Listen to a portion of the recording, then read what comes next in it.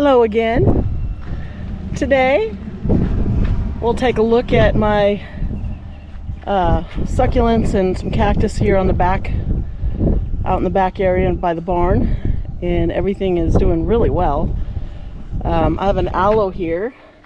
I don't know what kind of aloe this is. I have had it for years, and not only do I have this one, but let's walk over here and take a look at this one over here. I pulled 5 plants out of that bowl over there and put them in this rain barrel on the top, and you can see how it's just really taken off. This gets full hot sun pretty much all day.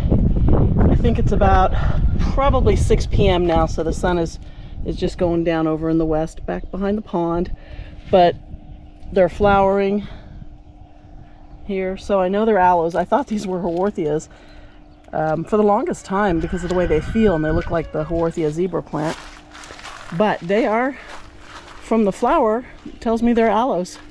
And so these are pretty cool. If anybody knows what they actually are, let me know. Sedum down in here in a bowl. It's really starting to take off now. Here, this is Agave Guadalajarana. I don't know if I'm pronouncing that right, but that's what the tag said. And I think it's a somewhat small, but it kind of reminded me of a miniature Agave perii. And then I put a couple of sansevierias in here. These were in the house for the longest time, so they're getting a little bit burned, but this does get shade by about 12:30 in the afternoon. These were pups I took off of one of my cactus out in the front garden, and I can't tell, a lot of them are starting to get flower buds. Here's some more tiger jaw. This is not variegated. This has been in here for many years, and I think when did I do this? No, I think I did this last year, maybe in the fall. I finally repotted that, and it's really going crazy. It gets beautiful yellow flowers. I pulled something out of that pot. I threw some broken pieces of sedum in there, and as you can see, they seem to like it. My peanut cactus is all overgrown, and I've been meaning to repot these. This is why I haven't bothered cleaning it up yet. They're happy here. They flower like crazy. This one's starting to flower. They get beautiful orange flowers, but you can see all the grass in there, so I need to pull these out and repot them, make them look nice. These are some more of those same pups, and you can see the little flower bud on that one. That one's not flowering. This one is. The reason they're all misshapen like this is because they were in a terracotta pot that was, you know, a decent size. I think it was a little bigger than that pot, but they were in there. It was in there for so many years, and it was pupping like crazy, and there just was no room for them to expand, and so they were just all kinds of different shapes. Well, I finally pulled it apart and repotted a lot of the pups, and I did that last year, and they're starting to flower. This is my big aloe. I need to cut off some of these dead tips, make it look nicer, but check out the bloom on this guy. Or is that a girl? And this bloom here has a couple of side blooms, but this blooms for me every year. I've had this back here for, I think, about 4 or 5 years. My mother-in-law gave me this plant. Somebody at work gave it to her, and it was in a little 1-gallon pot, very small, and it's just really happy here. Like I said, everything here gets afternoon shade after about 12:30. So these, I noticed a lot of new growth down in that one there. So these are doing good. This is a miniature rose I started from a plant that I have out in the front. A plant I actually got to start from my grandmother many years ago. And yeah, it's doing really good. Here is my Mangave Barney. I got this one in March down in San Diego. I think I got this at Oasis.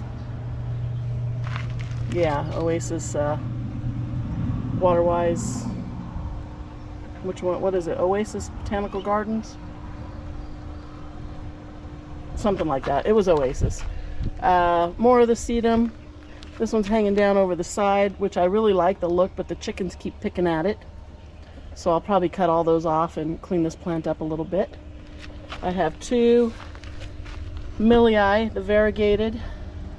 They get a red flower. I got to figure out where to put them. They need to be potted up. They're not happy in these little pots, and they dry out really quickly. So this is my Agave Queen Victoria Reginae, looking splendid with her little warthog as a companion. And her counterpart, Agave King Ferdinand. And when I bought this plant, it was full of weeds and clover and all kinds of stuff from the nursery, and I thought I got it all out, but I see it peeking up in here, so I need to get my tweezers because this has very, very sharp points. But it's doing really good. The little pups are doing good. I think I did pull a couple pups off of that one because they broke off. And I don't know why this pot is so dirty. I hadn't noticed that, but I guess I should clean it up and make it look better. I wonder if that was from watering it when it was still in the front, because it was sitting on the ground.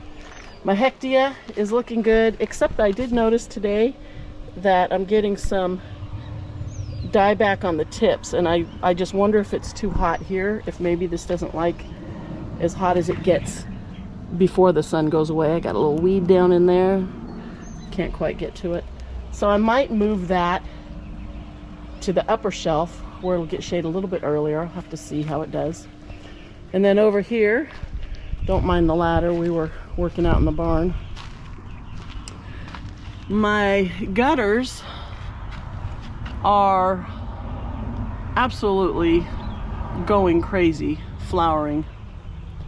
So the Echeveria's doing really well. Rubra the jelly beans, check out that flower.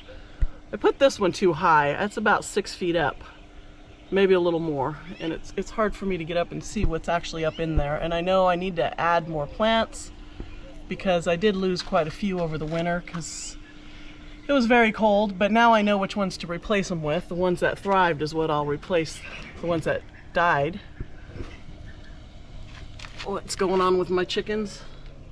Is my cat messing with my chickens? This I was gonna pull out, but then I noticed it was starting to grow again, and now it's got all this new little pretty growth on there. I don't remember what that is. Some scraggly looking stuff. This little kiwi's kind of struggling, but it's put off a lot of babies, so it must be okay now that the weather's cooled down and the rain is gone. My string of dolphins, I watered this morning. These were really thirsty, so hopefully they'll plump back up. I might water that little spot again tomorrow. Here we have, is that a Fred Ives? But check out the bloom. Look at the aphids on that thing. I may just cut that off. I don't know. Spiders like the aphids too, and so far it doesn't seem to be bothering the plant. Some more jelly beans. The jelly beans did really good. I like that. I believe it's a sedum, the Rubra tinctum. And then my Vera Higgins is just hanging over the side. It's just really going crazy. And it's got a bloom. And then we got this really pretty one. I like the color of this. Got a flower coming up. Can't really see what's back in there. I'm just holding the camera up high. So, oh, here's more of this little purple stuff, whatever that is. It's looking good. And I did throw some plants down here. I'm standing on a slope, so if I fall, that's because I only got about a foot or so to stand on at the edge here. I did add a lot of plants here a month or so ago, so I'm not really sure how they're doing up there, but I am going to hang a shade screen. I did that last year, so when it gets really hot, it just protects them for about an hour or so before the sun goes over the back. I let them have all the morning sun. I do love this plant, and it's starting to get its red color back now that we're getting some sun, because here, that is east, and the sun comes up in the wintertime behind those trees, and my gutters don't really get direct sun pretty much all winter.